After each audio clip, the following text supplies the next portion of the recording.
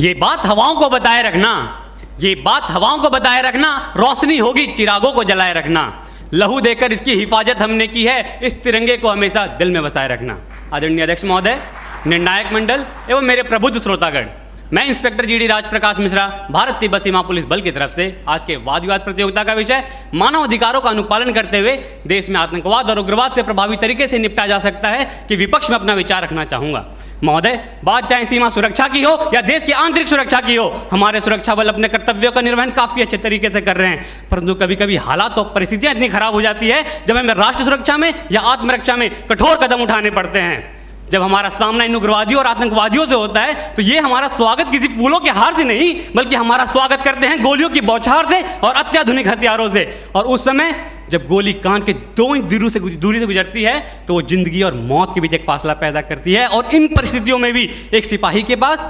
1 second से भी कम का समय होता है ये फैसला लेने के लिए कि वो क्या करे और क्या ना करे। जबकि आज हमारे देश में एक न्यायपालिका को भी एक फैसला लेने में कई दशक लग जाते हैं। आसान नहीं होता फौजी कहलाना, आसान नहीं होता फौजी कहलाना, जज्बातों को पिघलाकर रगों में लोहा भरना पड़ता है। जम्मू कश्मीर में हमारे 5,500 से अधिक जवान शहादत को प्राप्त हो चुके हैं, तो वहीं नक्सल प्रभावित क्षेत्रों में 3,000 से अधिक जवान शहादत को प्राप्त हो चुके हैं। हमें सीख लेनी चाहिए श्रीलंका सरकार से, जिन्होंने अपनी सेना को खुली छूट दी और लिट्टे जैसे आतंकवादी संगठन पर उन्होंने काबू पाया। तो हमें सीख लेनी चाहिए अमेरिका सरकार से भी, जिन्होंने अफगानिस्तान, इराक और सीरिया जैसे देश में भी आतंकवाद को खत्म करने की एक पहल की और उन्हें काफ़ी हद तक सफलता भी मिली। जबकि हमारे देश में एक अधिकारी द्वारा जब एक पत्थरबाज को गाड़ी से बांधकर अपनी टीम को सुरक्षित बचाया जाता है तो लोग उस पत्थरबाज के मानवाधिकार की हनन की बात करते हैं। तो मैं आपको बताना चाहता हूं, अगर 10 व्यक्तियों की जान को बचाने के लिए एक व्यक्ति के मानवाधिकार का हनन कुछ समय के लिए हो भी जाए तो ये किसी भी सैद्धांतिक धरातल पर गलत नहीं है। आज लोहे का स्वाद लोहार से नहीं बल्कि उस घोड़े से पूछना चाहिए जिसके मुंह में लगाम लगी होती है।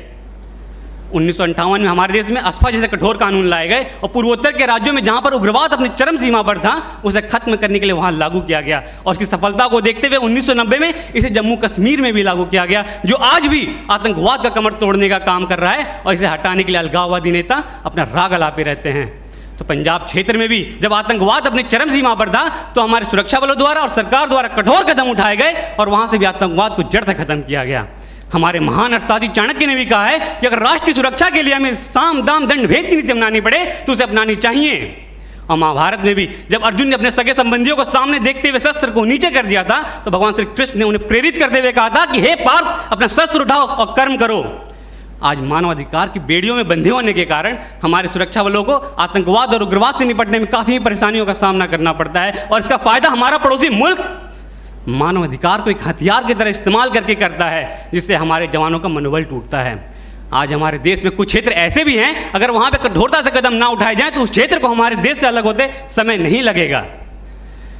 आज हमारे देश में निष्कर्ष स्वरूप मैं ये कहना चाहूँगा कि हमें मानव मूल्य, हमारे सुरक्षा बल मानव मूल्यों को ध्यान में रखते हुए अपने कर्तव्य का निर्वहन काफ़ी अच्छे तरीके से कर रहे हैं, परंतु कभी कभी हालात और परिस्थितियाँ इतनी खराब होती है कि हमें कठोरता से काम करने पड़ते हैं। जबकि हमारे मानव मूल्यों को ध्यान में रखते हुए हमारे सुरक्षा बल हमारे देश में समय समय पर आने वाले प्राकृतिक आपदा के समय काफ़ी अच्छा काम करते हैं और सीमावर्ती इलाकों में भी सिविक एक्शन प्रोग्राम और बॉर्डर एरिया डेवलपमेंट जैसे प्रोग्राम चलाकर लोगों के मानव मूल्यों को बढ़ाते हैं। और हमारे देश में हमारे आज अजमल कसाब जैसा आतंकवादी, इनका कोई जाति धर्म मजहब नाम पहचान न होने के कारण आसानी से देश में घुस आते हैं और